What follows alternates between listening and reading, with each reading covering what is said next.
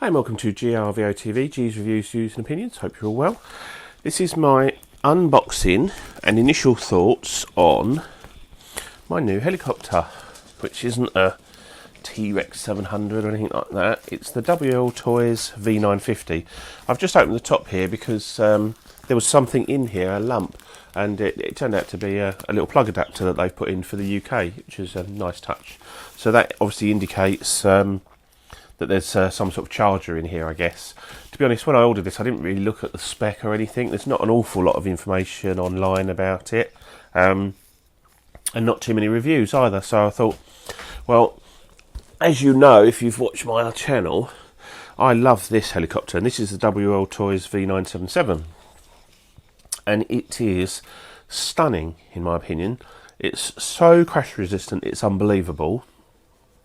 I mean, this is my original set of blades, original tail blade, a new homemade boom and tail fin. That is off a, looks like an MCPX or something. Everything else is original apart from the main gear, which is the spare one I'm on that came with it, and it's in perfect condition. So that's all I've changed on it, and it still flies so well. And the only downside with this, there's two downsides actually. One is the batteries that come with it are pretty crap, but so I've got some decent batteries for it, and I am now learning on the simulator to fly inverted nose first circuits. Now that's all very well, but on a helicopter like this, which is quite touchy and it doesn't have a lot of forward momentum, so when you're sort of going forward and then pulling elevator to turn, it just sort of stops. So it's not ideal for, it's ideal for learning nose in, hovering, inverted, and nose in, hovering, right way up, and just general training, and doing like flips and rolls and things like that. It's fine for that, but it's not so good for actual circuit flying, I say, because it just doesn't have the same momentum as a bigger helicopter. So when I saw the V950, I thought I'll just buy it. It was only cheap, it's less than 100 quid, so I thought I'd buy it. So I don't really know what I've bought, to be honest.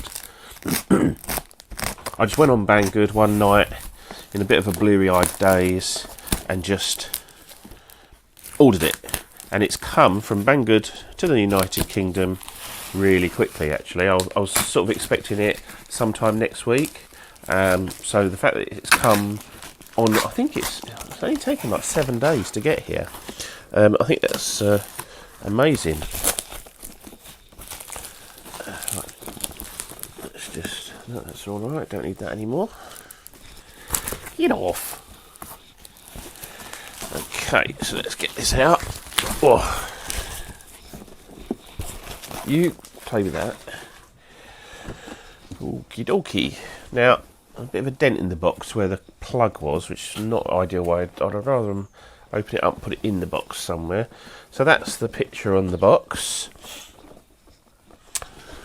So this is a very similar in that it's got the 3D 6G, so it's got a 6-axis gyro and just a standard gyro, like a flybarless system. So it will have like the stability mode and then the 3D and aerobatic mode, the same as the 977. Transmitter on the box looks the same. Battery wise, we've got looks like a 3-cell 1500, which is handy, so I've got lots of little 3-cell packs. Flight time, it says 9 to 10 minutes. It's got a 2830 kV motor. It's 460 mils, that's the propeller length, and the overall length of the helicopter 455.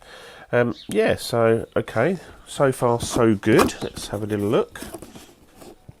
The reviews I've seen on this have not been particularly, massive wasp, friendly, but my expectations of these helis are sort of low and high all at the same time. And what I'm looking for is good value, and I'm just going to do an analogy between two companies, which is this company WLtoys that make this, and Walkera. Now Walkera just sort of dish out tons of crap, in my opinion. I've never seen a good Walkera product, and I've never seen a product review that I thought I'm going to get one of those. There's always problems. WLtoys, on the other hand, they don't seem to bring out as many products, but all the products I've seen of them get good reviews, good write-ups, and they're good value for money. So they do what they say they're going to do, but for not a lot of money. Do you have to? Oi! Leave it. So, I can't use my table at the moment for this, so apologies. But I'm building a wooden aeroplane over there, and it's all a bit chaotic. So that's the instructional manual gone already. Ooh, let's get this right now. So that's the instruction manual gone. But let's get this. Just wait, stop it.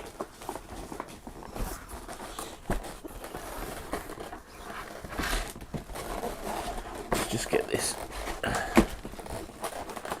Oh, let's get that out first.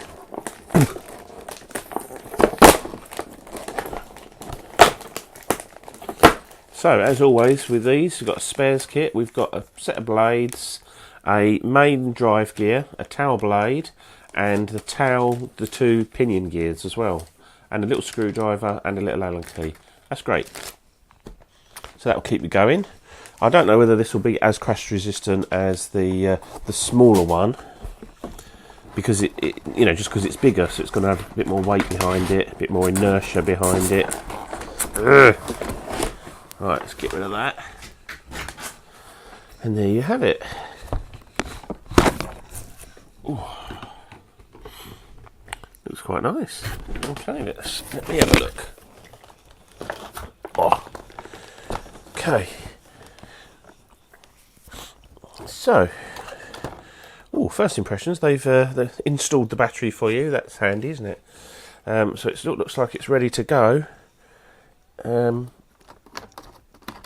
Yeah, same transmitter as the one I've got. Now, I could have, I think, got this without a transmitter, but the difference in price wasn't a lot. And the transmitter that I've got, every now and again, it doesn't switch on. So I thought, well, essentially, if I ever need a spare, I've got a spare transmitter now. So I ordered it with the transmitter. Now, first impressions are, I like it. It's certainly got more heft and weight to it than the 977, which you'd obviously expect.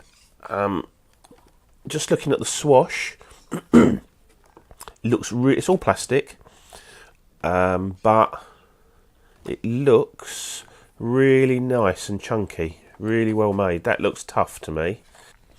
We've still got the electric tail rotor. You know, these is what these is, to be honest, and I find that they work fine unless you really push the tail, and it will blow out. They can only do so much. If you want something that you're going to do real hardcore 3D with, then anything with an electronic tail rotor motor like this that only goes in one direction is not really the answer for you. So I do see people moaning, saying, oh, the tail rotor was blown out, but then when you look at what they were doing, it's like, well, yeah, it will do. It's not designed for hardcore 3D. I'm just going to pop the... actually, I'll just get everything else out of the box while we're here. So let's get the transmitter out. Yeah, that's exactly the same as the one that I got with my 977. I really like it. You can mode change it. So at the moment, that's mode 1. I can flick a switch, and now it's mode 2. It's just a fantastic system. Cheap and cheerful. Does what it says on the tin. I say mine, every now and again, it doesn't turn on. But other than that, I've had no problems with it at all. It's never sort of switched off in flight. And I've done tons of flying with mine. A bit of a nasty mark on there, where it's been scuffed up against something. But, you know, it's fine. Just a little cosmetic thing. Just put that to one side. We've got a separate power adapter, which is okay. It is a switchable one, so it's okay to use in the UK. I don't use these chargers. This is the actual charging unit. This is one of the better ones that has a separate power supply, but when you look at how much this has all cost, this is less than my actual charger that I use. So I wouldn't, personally, I don't use these because I don't trust these particularly. I don't think they're particularly well made. They're made to a price, a budget. It's not made for the UK market. Just going to pop the canopy off. Got 4 little rubber grommets for getting the canopy off. Canopy, at first I thought looked a bit tatty, but it's got like a protective plastic over it, which obviously will need peeling off. I'll do that later. So now this is nice. I do like this style of heli, and basically they have a flat platform and build everything on it, and it just works really well. So we've got 3 proper little servos. Not like little linear ones or anything, just look nice little servos. Okay, nice little motor, a bigger version of the one that's in the 977, nice brushless motor. That is interesting. Now that wire there was there touching that motor. Now this has obviously been test flown, because that motor, when it's spun, has actually gone through that little wire. Now that is a point to note. When they say these things are ready to fly out of the box, if you just want to pick it up and fly it out of the box, that's fine. But things like that could be an issue. Now that is bare wire showing there. You won't see it on the white. Now the white is the signal wire. So that is a signal wire going to a servo. So if something happens to that, or it shorts somewhere, or it gets broken completely, you're going to lose a servo. You lose one servo on a fly-by-wire system and you're done. You're going to crash. So that needs attending to, and what I'm going to, just looking at it, do is pull a bit of that through, and actually all I'll do is I'll put another cable, just needs another cable tie on there. So do inspect, the heli, and look for any issues. I could see that as soon as I got it out, that wire was way too close to that motor. So we'll sort that out. Main gear, nice, that looks good. Direct drive, nice and simple. There's your little flight controller on the front there. All looks nice, little aerial at the front. There's a little speed controllers in there. See if I can see what that is. That's a 15 amp speed controller. I presume it's got a BEC built in. And the battery, that's a tiny little battery. It's a nice little flat thing. I think it said this is a 1500. Yeah, it's a 1500 3-cell. That must be a low C rating battery, because that's small, although my batteries tend to be a little bit shorter and fatter, but that is small for a 1500. I would say that's probably only something like a 10C or whatever. The only problem I've got with that is that goes into a little tray underneath, and none of my batteries, I can tell straight away, are going to fit in there. So what I'll probably do, looking at it, actually that's quite easy. There's like a tray there, and that obviously slides in here. There's not an awful lot holding that, so I'll go for cutting this one out, and then my battery will sit on there, and I'll secure it with either a strap or a bit of Velcro on the 3 little bits that it sits on. So that's going to work out really well. I like the twin boom and the fin at the back. They're usually things that are add-ons. That's a bit loose, so that's going to need tightening up. Okay. So I've got a couple of little things. Oh, the blades are way too loose for me. They feel really loose, so they need tightening up. So I've got a couple of little things to do. I'll get some batteries in the transmitter, obviously. Charge this battery. That's no good either. I'm going to swap that for an XT60. Just have to make sure I've got some. That's the point. Yeah, I'll swap them for XT60s, because Dean's is old hat now, and I've got XT60s on just about everything. But we'll try it with it as it is first. Sort out that cable and tighten those up. They do give you an Allen key to do that, and then it's going to be ready to go. So this is the very first flight. I've just bound it to my existing transmitter, and this is in 3D mode as opposed to the 6G mode. I don't use that, so whoa.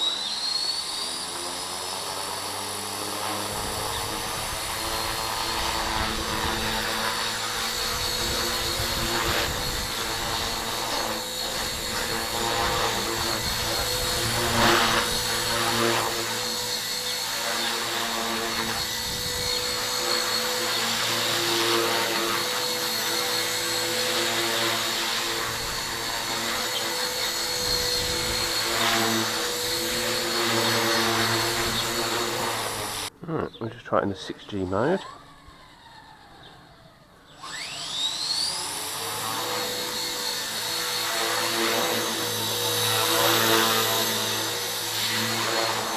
It's really sensitive on pitch.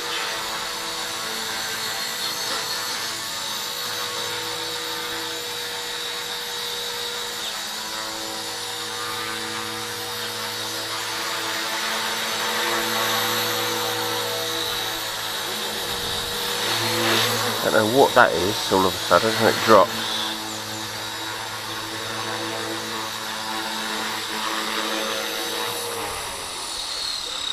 Okay, this is second go with the V950, and I've the throttle trim on this basically increases or decreases the amount of movement. So because it was so choppy, it just wasn't enough movement. So I've increased the amount of swash travel on the collective, and we'll see how it goes.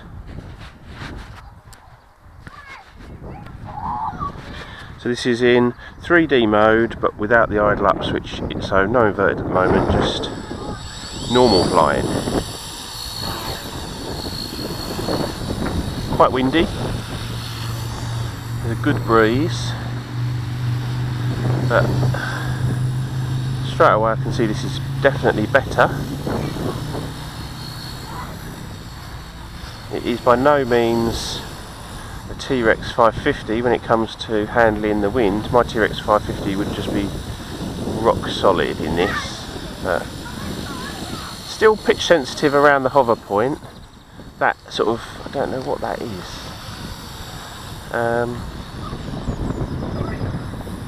Easy, I'm not sure. It seems to be like slow to react and then it reacts. I'm not sure. Might have to go for more movement. See if that improves things. See that? I don't know what that's all about. I've never had that with another helicopter, so it's not my flying. That is the downside with these transmitters, in that you don't get any sort of exponential or any sort of throttle curves or anything.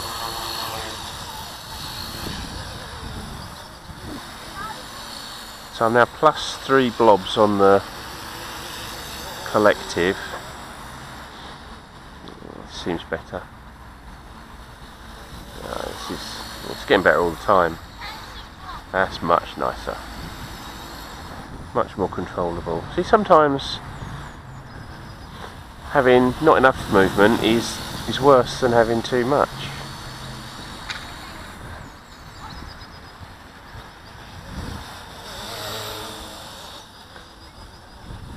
Again, it's not perfect, but for what you get and for what you pay, I'm quite happy with this. And you know, once I start doing my inverted on this, if I can fly this inverted, it'll be a case of I'll be able to fly anything inverted.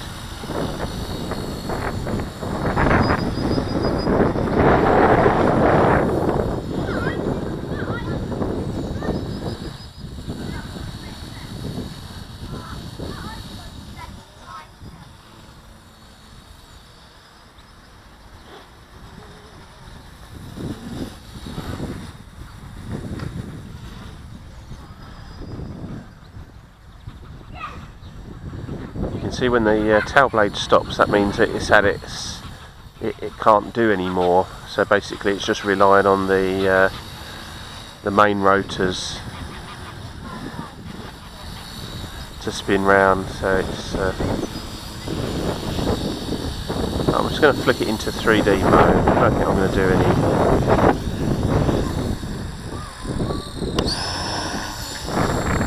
So we're in idle up now. So the negative definitely works.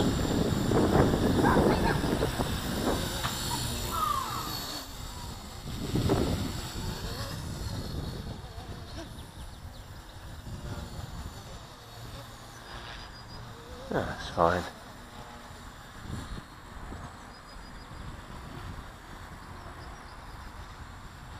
It's really gusty today. It's like 1 minute there seems to be any wind, the next minute you get a real nasty gust come up. And it's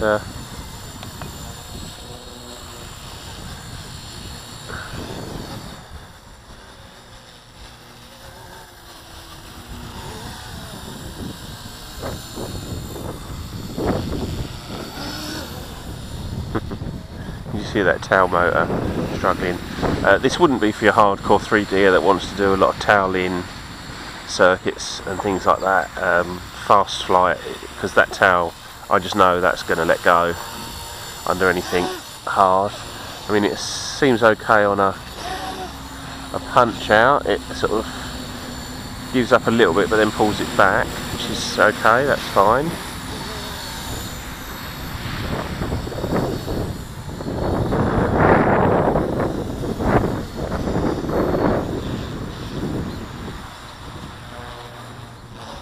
Plenty of authority to hold it inverted. That's quite nice. It's got loads of power.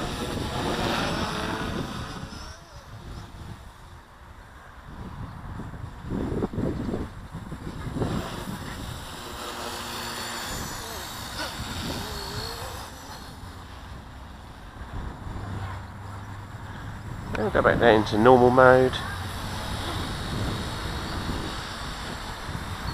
I haven't tried it in the stability mode. I can't get on with that stability mode. It's counterintuitive to me, so I don't attempt that.